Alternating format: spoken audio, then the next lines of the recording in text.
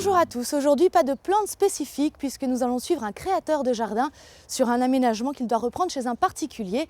Nous allons donc rencontrer Cédric Desilles sur l'une de ses récentes créations. Bienvenue dans Côté Jardin. Je m'appelle Cédric Desilles, ça fait 15 ans que je suis dans le métier. J'ai commencé ma formation par un bac pro que j'ai suivi par un BTS par alternance. J'ai repris l'entreprise familiale il y a 10 ans. Donc là, l'entreprise que je dirige emploie une trentaine de personnes. Nous sommes spécialisés dans la création paysagère. Bonjour messieurs. Bonjour. Merci de nous accueillir Robert. C'est avec un grand plaisir qu'on vous accueille à Saint-Herblain aujourd'hui. Parfait. Et donc Cédric, qu'est-ce qu'on va voir aujourd'hui chez Robert? Qu'est-ce qui va s'y passer? Aujourd'hui, on va voir un jardin que j'ai réalisé en 2004 chez Robert. Donc, le jardin, c'est un milieu vivant et donc il a besoin d'être réaménagé, retouché pour bien évoluer. D'accord, bon, vous allez tout nous expliquer. Robert, est-ce que vous avez une demande particulière justement? Bah oui, tout à fait. J'ai appelé M. Desilles justement parce qu'il m'avait planté un magnifique olivier en 2004 et cet olivier, avec le gel de l'année dernière, a malheureusement rendu l'âme, donc il faut le changer. Donc c'est le but aujourd'hui de la manœuvre. D'accord. Eh bien, nous allons voir justement la théorie et la pratique de l'aménagement d'un jardin. Mais avant cela, voici notre sommaire de l'émission. Franck Prost vous présentera un concept de haie qui s'installe facilement. Notre reportage de la semaine vous emmènera dans le Morbihan, à Kérostin, Saint-Pierre-Quiberon. Et enfin, nouveauté de la semaine, nouveauté de l'année même, vous allez découvrir les championnats du potager. Laurent Ganac va vous en dire plus tout à l'heure. Robert, quand vous êtes arrivé ici, vous avez trouvé ce jardin, évidemment pas comme ça. Quelle était votre demande? La demande elle était assez spécifique parce que nous avons agrandi la maison avec une véranda et à partir de ce moment, nous nous sommes trouvés en surélévation. Et donc, il fallait ramener énormément de terre et ça posait un problème… d'aménagement? Oui, d'aménagement, oui. Et j'ai fait appel à M. Desilles qui a eu une idée qui m'a beaucoup plu, la création d'un bassin. Et donc, j'ai tout de suite adhéré à son projet.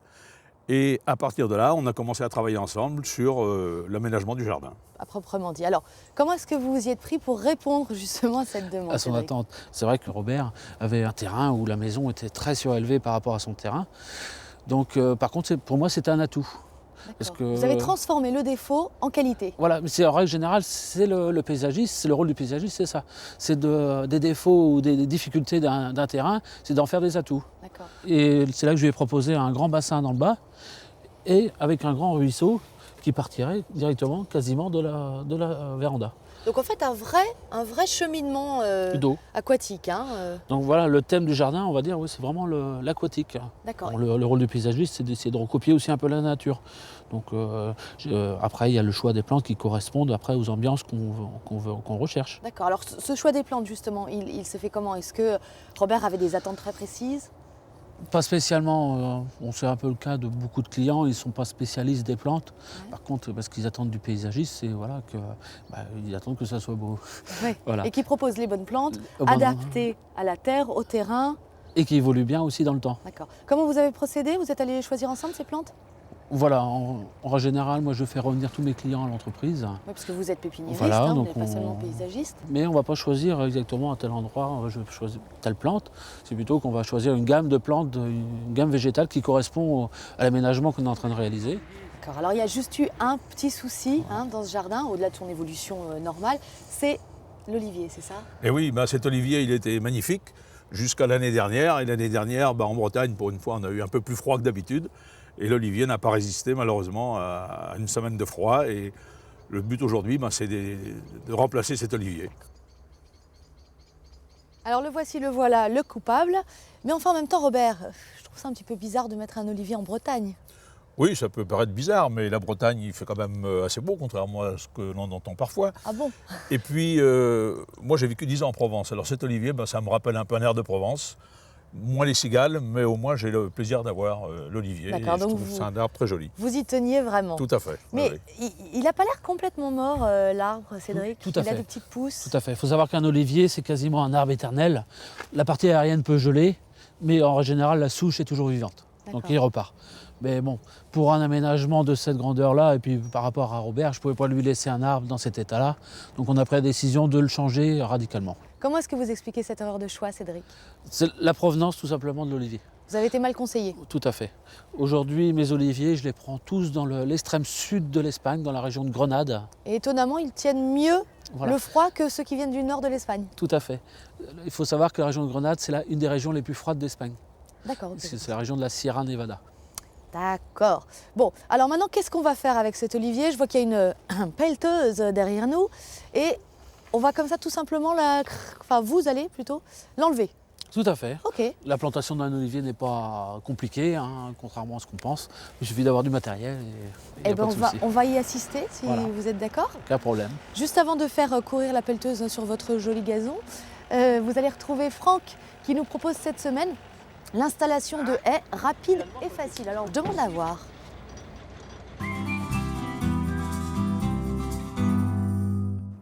Le simple et rapide est tendance, du gazon express en rouleau, des tondeuses automatiques et j'ai trouvé la solution pour transformer en quelques heures votre jardin. Comment le clôturer rapidement avec une haie de plusieurs années? J'ai trouvé la solution.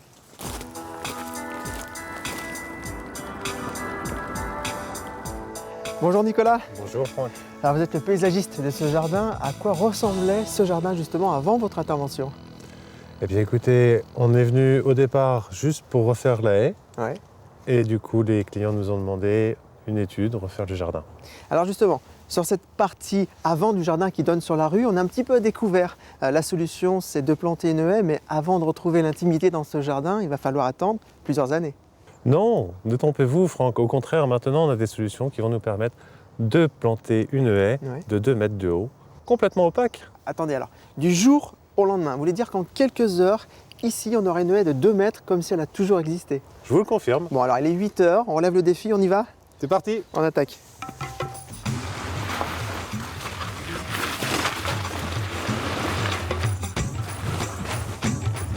« 27 variétés de haies prêtes à planter sont disponibles. Et ici, dans ce jardin, nous planterons du photinia,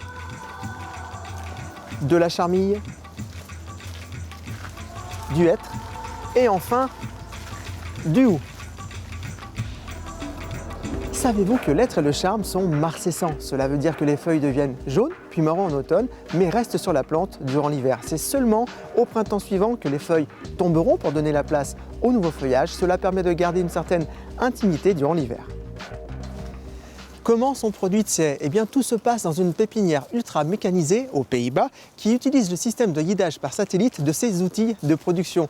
Ces haies subissent 4 tailles par an, une taille du feuillage, une taille des racines grâce à des couteaux verticaux, tout cela sur un même tracteur. Au bout de 5 années de culture, ces haies sont sorties de terre, mises en place dans ces cartons biodégradables et sont expédiées dans les jardins.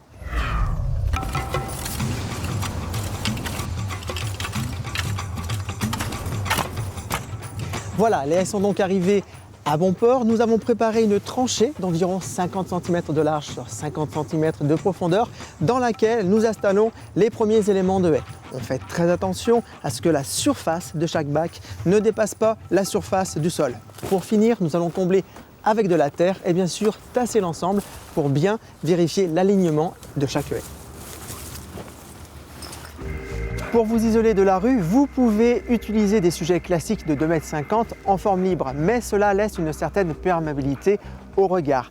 L'avantage de ces haies est qu'elles sont opaques dès la plantation. Maintenant, pour apporter un côté plus naturel dans ce jardin, nous pouvons les laisser pousser sans taille pendant 3 ou 4 ans.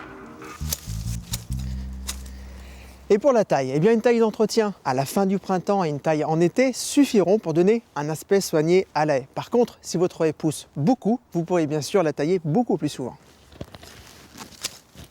Alors, combien coûte la plantation d'une telle haie? Eh bien, il faudra compter de 180 € à 210 € le mètre linéaire planté. Vous l'avez vu, cette plantation demande l'intervention d'un professionnel. Eh bien, sachez que la replantation d'une haie telle qu'elle était auparavant est assujettie au taux réduit de TVA.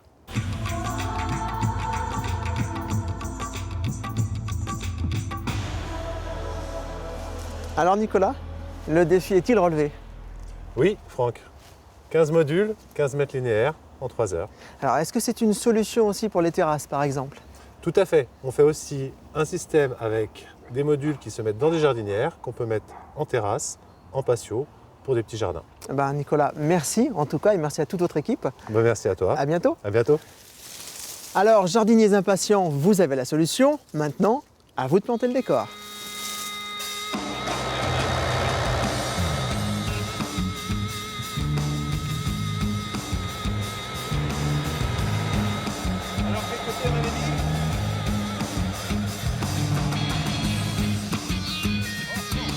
Alors Cédric, l'olivier est planté. Comment est-ce que vous avez procédé? Donc là, pour une pièce de cette envergure, on a utilisé une grosse mini-pelle pour pouvoir le lever. On a travaillé le sol en profondeur. Et surtout, on a mis une belle couche de drainage pour qu'un olivier, comme il ne supporte pas du tout les excès d'humidité, on lui a mis du gravier dans le fond. Et après, c'est une plantation comme un arbre classique, hein. Un mélange d'amendements, de terreau et de terre. Et voilà. Bon, est-ce que vous êtes content, Robert? Ben écoutez, il me plaît beaucoup. Il ressemble beaucoup à l'autre, même en mieux, parce qu'il est beaucoup plus étoffé. Et donc, C'était le but, ça hein, me convient qui ressemble à très l'autre. bien. Non, non, D'accord. Très bien. Et vous avez une petite demande particulière maintenant? Bah oui, j'ai dit à M. Desilles, parce qu'il m'a expliqué que pour avoir des olives, il faut qu'il y ait plusieurs oliviers pour que Oui, ils se forcément, pollinisent l'un à l'autre. Et puis, il m'a dit, on va planter un petit olivier.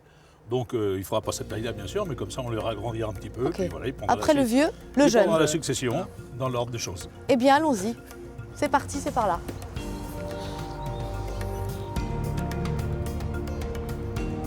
Vous avez vu là, dont j'ai préparé le trou. On va mettre une bonne couche de gravier. Pour le drainage, Voilà, il faut mieux faire plus que pas assez, comme l'olivier ne supporte pas du tout les excès d'eau.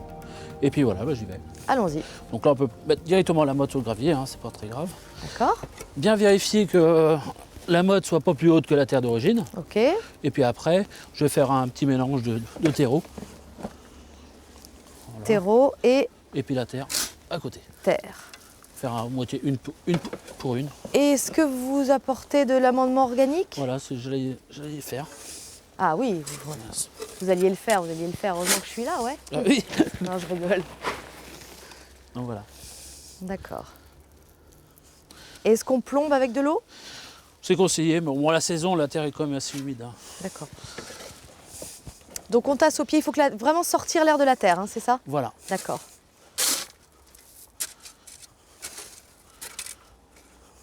Il est mignon, il a déjà des fruits en plus. Voilà, il y a beaucoup d'olives, hein. Alors combien de temps maintenant avant d'avoir la taille de l'autre? Bon, c'est dur d'estimer l'âge d'un olivier, mais on sait à peu près qu'il est au minimum 300 ans. 300 ans quand même. Il va falloir être patient, hein. Oui. Ce sera pour les arrière petits-enfants. Voilà. Hein. Ce sera pour les générations futures, comme lui d'ailleurs. Bah, puisque nous avons 300 ans à attendre, ça nous laisse largement le temps de nous intéresser à Kérostin Saint-Pierre-Quiberon et sa belle histoire que vous raconte Clémence Rabot.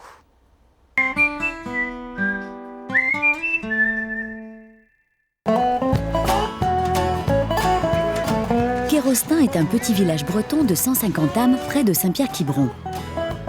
L'association Vivre à Kérostin rassemble, elle, plus de 200 adhérents. Elle se donne comme objectif d'embellir le hameau avec l'aide de la ville. Dis donc, moi je propose qu'on enlève déjà tous les fougères. Toutes les fougères, là, je vais m'en occuper. Et les ronds. Ça subit quand même les vents d'est, quand même, donc, et on n'a pas eu beaucoup de pluie, donc de ce fait, ça mérite un peu de nettoyage, je dirais. Enfin, en général, on choisit des plants qui tiennent au bord de mer, quand même, qui résistent un petit peu. Ouais, hein, donc, on regarde s'ils existent un peu partout et puis on les plante ici. On ne pourrait pas mettre des hortensias, là, par exemple. Non, c'est trop exposé.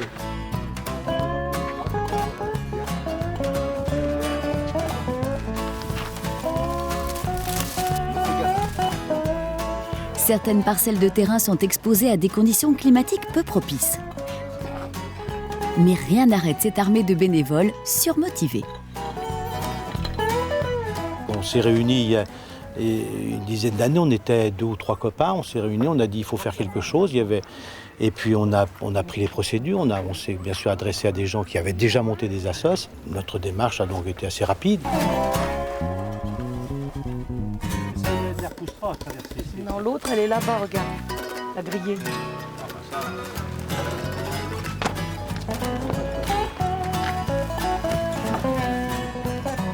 Ça fait 10 ans que je suis dans l'association. Ça fait 7 ans que je vis ici définitivement. Ça m'a permis de connaître aussi les gens du pays, du village. Pour la retraite, c'est très important. Et puis, en plus, c'est notre cadre de vie. Donc, on apprécie que ce soit très joli. Alors, on fait tout pour l'embellir. Voilà. La maison de Fifine est l'emblème des réalisations de l'association. La maison avant était très, très délabrée quand même. Disons que c'est quand même l'entrée de la place principale du village. C'était quand même assez affreux. Donc on a décidé de la retaper et puis, disons, de la repeindre, de refaire des volets pour lui donner, disons, un aspect à peu près présentable pour le village. Et maintenant, effectivement, les gens la prennent en photo maintenant.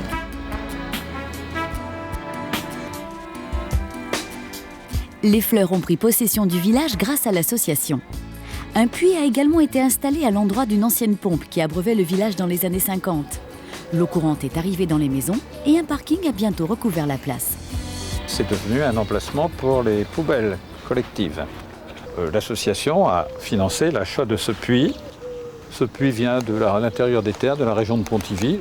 Une de ses particularités, c'est les 4 boules dessus. Il paraît que ça représente le nombre de familles qui avaient le droit de tirer l'eau de ce puits. Retour au chantier, les petites mains s'activent. Mais la bonne volonté ne suffit pas, il faut aussi trouver de l'argent pour financer l'association. Nous, on fait en sorte quand même d'équilibrer notre budget, donc on ne fait pas n'importe quoi. Donc on fait des manifestations pour nous rapporter un peu d'argent, comme des fest-noz et des choses comme ça, des vides-greniers. On se sert de cet argent pour améliorer les choses dans le village. Déjà, il faut, disons, avoir à peu près les mêmes idées, enfin les idées, disons, en termes d'environnement, en termes de convivialité. Maintenant, et surtout pas, à mon avis, pour faire ce que l'on fait, ne pas s'impliquer dans les problèmes religieux, les problèmes politiques, parce que si on commence à parler de ça, l'association ne dure pas longtemps. Nous l'appellerons désormais la pompe de Guy. La pompe est très belle. La pompe à Guy. De Saint-Guy.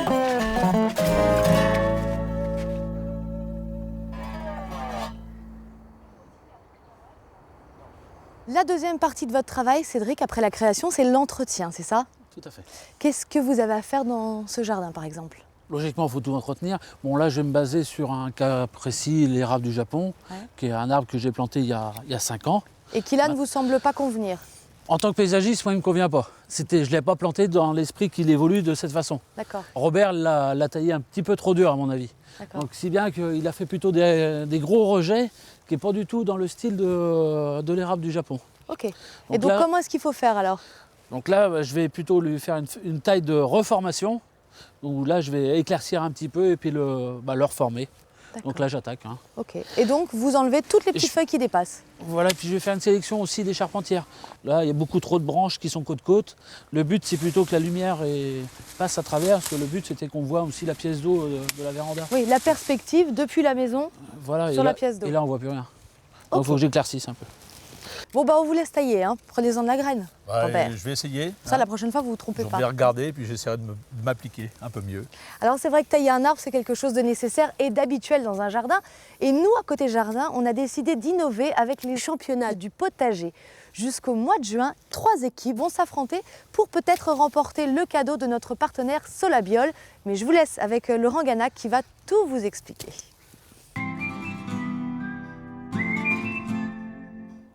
Bonjour, nous nous retrouvons dans les jardins du Musée international de la parfumerie.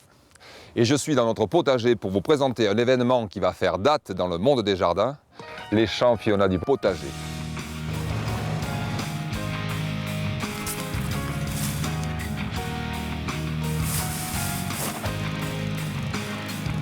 Trois régions, 3 équipes, 3 terroirs, 3 contextes différents pour sacrer les champions du potager. Faire une compétition de jardinage dans Côté Jardin. Logique, non? Alors, durant l'année 2011, nous allons suivre les travaux de nos candidats, de la préparation du terrain jusqu'aux récoltes. Bien sûr, les bases du jardinage sont les mêmes pour tous, mais chacun d'entre nous a une approche très particulière de cet art qu'est la culture potagère. Ce droit à la différence en termes de savoir-faire horticole ne signifie pas que toutes les pratiques se valent. Je serai donc là pour commenter, essayer d'évaluer, d'établir une critique constructive de ce qui a été fait, ne l'a pas été. Et je ne serai pas seul pour cela. Sur le site internet, d'autres experts donneront leur avis. Mais c'est vous, chers téléspectateurs de Côté Jardin, qui aurez le dernier mot, puisqu'à chaque phase, vous aurez la possibilité de voter sur le site internet de Côté Jardin. Et l'équipe gagnante sera celle qui aura reçu de vous le plus grand nombre d'opinions favorables. Vous pourrez évaluer nos candidats qui s'affrontent à distance et par potager interposé avec un seul mot d'ordre, suivre votre sensibilité. Vous comparerez l'efficacité des méthodes de culture de chacun, l'intérêt écologique de ces méthodes, les résultats de la production. Pour l'esthétique générale du potager, pas de règles imposées. Ce sera à vous de juger. Une première région au climat méditerranéen, avec un premier potager, et dedans, Georges et Philippe. Je jardine depuis une vingtaine d'années. J'étais obligé d'arrêter, j'étais VRP, j'étais obligé d'arrêter pour des questions visuelles. Et je me suis mis au jardinage, j'y connaissais rien. Je me suis passionné pour le jardin. Georges est malvoyant. Il se bat contre son handicap. Il est un champion de l'astuce pour travailler sans peine et sans fatigue.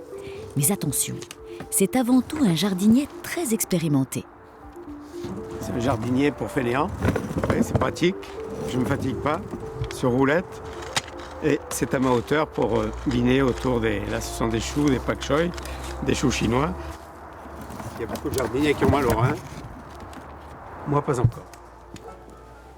Philippe, lui, sa démarche de jardinier est plus contemplative. Il cherche à donner à sa pratique une dimension presque mystique. J'ai eu une vie comme Georges, j'étais aussi représentant. J'ai voulu changer et j'ai rencontré l'évêque de Marseille et j'ai travaillé dans ses jardins. Ça a été pour moi aussi sur le plan spirituel, c'est qu'un jardinier, il est contemplatif. Et quand on est contemplatif, on peut être intérieurement aussi en prière. Philippe est certes un contemplatif, mais c'est un solide compétiteur. Et avec Georges, leur but est de gagner en partant de rien. Un miracle pourra toujours aider à faire un potager 100% bio. Mon avis est qu'ils ont toutes leurs chances. On sait que les cultures installées sur des terrains fraîchement déboisés bénéficient généralement de conditions plutôt favorables. Et puis pour le côté bio, à eux de nous montrer ce qu'ils savent faire. Deuxième région, et là, un littoral au climat océanique. Et dans notre deuxième potager, Yves et Marie-France. À Vannes, notre équipe est un couple à la ville comme au jardin. Un couple venu là prendre sa retraite. Quand il a été retraité, donc il a été retraité très jeune, à l'âge de 41 ans, on a décidé de trouver un autre endroit pour se poser. Ils décident de participer au concours pour transmettre leur passion. Au jardin, elle est la tête et lui les bras. Et si Yves est parti si tôt en retraite, c'est parce que dans le fond, il a connu la terre dès son plus jeune âge. Je suis de la région de Valenciennes et j'ai travaillé dans les mines dès l'âge de 14 ans. Je suis descendu au fond de la mine, j'avais 15 ans. Et souvent dans le Nord, c'était de père en fils de travailler dans les mines. C'est vrai que le jardin, il fait partie intégrante de notre culture et de notre patrimoine aussi. C'est une joie de jardiner en fait. On s'y épanouit, devoir pousser les plantes, ça nous fait énormément de bien. Quand on voit que tout commence à pousser, tout ça, et c'est là qu'on n'a pas travaillé pour rien. Chez nos Bretons, on comprend que jardiner, c'est important. Yves trouve dans cette activité une forme de liberté par laquelle il arrive à se vider la tête. Chez Marie-France, c'est exactement le contraire. Pas pour la liberté, mais pour la tête. Le jardin la lui remplit complètement. Marie-France, c'est l'encyclopédie du bio. Dernière région, un climat là aussi océanique. Mais notre troisième équipe est dans un terroir viticole. Alors, au pays du bon vin, peut-on faire un bon jardin ? C'est dans la banlieue de Bordeaux que Catherine et Jean-Michel ont débuté leur potager. Dans mes diverses habitations, j'ai toujours eu besoin d'avoir un petit coin de terrain pour pouvoir y mettre un peu nos légumes, surtout bio, parce que ça fait toujours très plaisir de se dire « Tiens, ce soir, qu'est-ce qu'on mange ? On va chercher dans le jardin quand il y a des amis, des enfants. » Dans ce concours, toutes nos équipes sont très motivées, mais n'ont pas les mêmes bagages. Et les Girondins sont les plus novices. Participer n'a pas été une décision facile à prendre. Ça demande beaucoup d'aménagement et on avait vraiment envie de s'y mettre cette année. On a eu donc l'occasion que les jardiniers de France nous proposent cette participation à cette émission. Et ça nous a fait un petit peu peur quand même. On s'est dit, il va falloir y aller. Et puis on s'est dit, bon allez, on y va à deux, c'est déjà mieux. Pour Catherine et Jean-Michel, je dirais que même s'ils n'ont qu'une petite expérience, celle-ci me semble largement compensée par une très belle énergie et plein de bonne volonté. Je pense que c'est une équipe qui peut nous réserver de très bonnes surprises. Je pense qu'on va bien mériter ce qu'on va planter et on vous invitera éventuellement si quelque chose pousse. Voilà, on sera une bonne carbure ou quelque chose comme ça.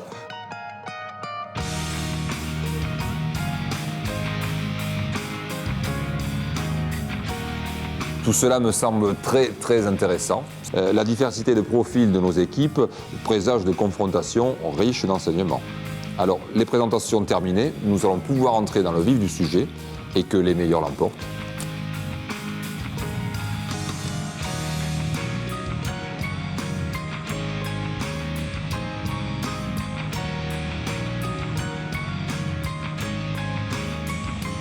Évidemment, on ne sait pas encore laquelle des équipes gagnera les championnats du potager.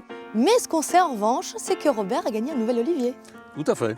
Et je remercie M. Desilles. Il n'y a pas de quoi. Alors d'ailleurs, Cédric, est-ce que c'est pas un peu frustrant cette partie du travail, l'entretien? C'est vrai, surtout sur des chantiers comme chez Robert, c'est vrai que l'entretien, c'est vrai que c'est ce qui pérennise un petit peu notre travail de création. Ouais. Donc, on a eu l'exemple tout à l'heure avec l'érable, un érable qui n'est pas suivi, c'est un peu dommage. Alors que des fois, 2-3 coups de sécateur, ça y est, c'est reparti. Et puis l'esprit de l'aménagement est conservé. D'accord, donc c'est finalement une partie du travail qui vous plaît aussi beaucoup. Ah oui, puis elle est aussi importante que la création. Hein. D'accord. Merci à tous les deux de nous avoir fait partager ce moment. Côté jardin, c'est fini pour aujourd'hui. Si vous voulez revoir cette émission ou obtenir plus d'informations, comme par exemple l'adresse des entreprises des îles, rendez-vous sur le www.france3.fr, rubrique Côté jardin. Et en répondant au quiz sur ce même site, vous pourrez peut-être gagner l'un des 18 séjours biotourisme Morbihan. Le temps d'un week-end sympathique, vous apprendrez les gestes citoyens pour notre environnement, tout en découvrant le Morbihan. Et je vous invite également à cliquer sur la rubrique Olymplade du potager, tout plein d'informations complémentaires vous y attendent. Je vous retrouve la semaine prochaine, même endroit, même heure. Ciao, ciao.